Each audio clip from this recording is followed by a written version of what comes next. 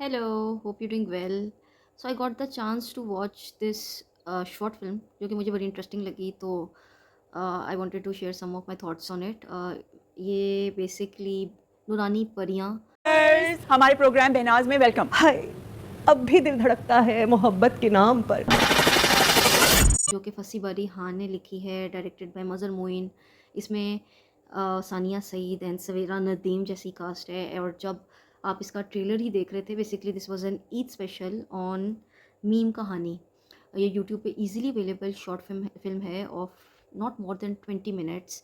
और आप इसको देखेंगे तो आपको इसके ट्रेलर से पता चल जाएगा कि it's a very artistic film.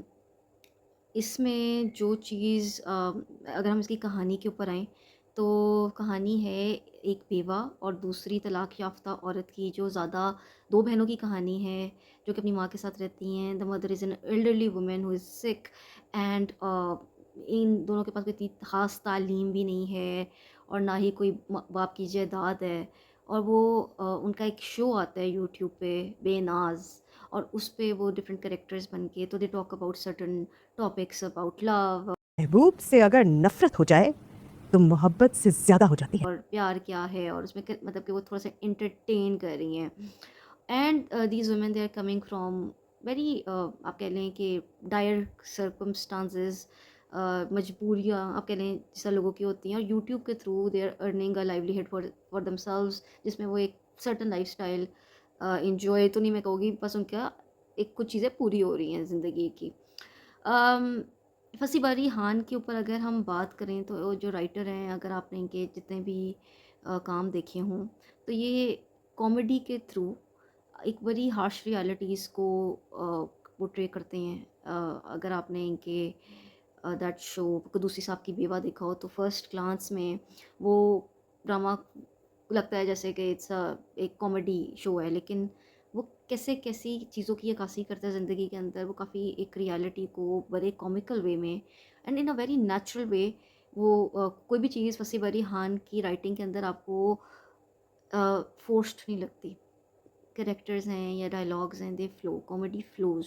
इसी तरह इसमें भी, and you know when you watch this kind of shows, तो आपको ना एक कॉमेडी के अंदर you can see the pain, एक मेलनकॉली की फीलिंग आपको आती है। इट्स अ सैड रियलिटी जो आपको नज़र आती है, जिसमें खुशी जो है वो छोटे छोटे इंस्टेंसेस में आपको ढूंढनी पड़ती है। है coming back to the story, ये 2 बहनें रह रही हैं, they are living in a very एक नॉर्मल सी लाइफस्टाइल, और उसमें वो एक अपना शो चलाती हैं जिससे यूट्यूब के through they are earning livelihood for themselves. और सोसाइटी जो है उनको किस नज़र से देख रही है। उनके घर के बाहर अक्सर लोग पत्थर गिरा के चले जाते हैं। घर के बाहर स्प्रे पेंट से कंजरखाना लोगों ने लिखा हुआ है,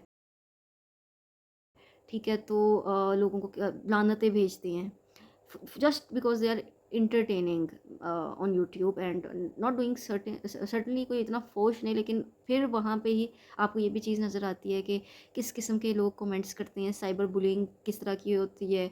औरत कोई भी काम कर रही हो तो उसको किस किस किस्म कि आप कह लें कि लोग कमेंट्स और व्यूशिप के अंदर क्या-क्या चीज़ें लिख के भेजते हैं, कैरेक्टर असैसिनेशन कितनी होती है, तो वो सब कुछ इसमें दिखाया गया है। एंड इवेंचुअली होता ये है कि उनकी एक कोई वीडियो होती है जो कि जिसमें मिलियन व्यूज़ आते हैं, तो और वो मिलियन व्यूज़ आते हैं और दे आर एक्साइटेड कि अच्छा जी, अब हमारी ये video we are not even expecting, और इसमें तो बहुत ज़्यादा लाइक मिलियन व्यूज़ आए हैं।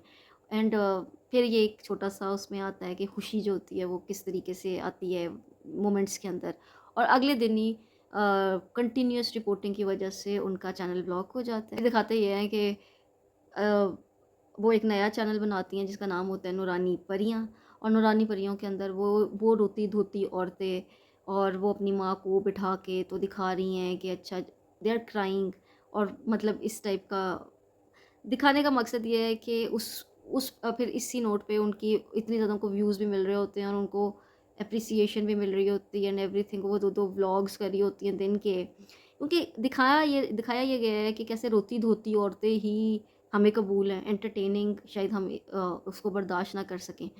तो it was a very nice, बड़ा ही अच्छा ये था। मुझे सबसे अच्छी बात इसकी ये भी लगी है कि इसकी ड्यूरेशन बहुत बेहतरीन थी। पूरा शॉर्ट फ़िल्म वैसे भी 10 to 20 मिनट्स की होती है, और इन अ वर्ल्ड जहाँ पे फास्ट पेस सारी चीज़ें and attention spans are so low, तो उसके अंदर they were mindful of that.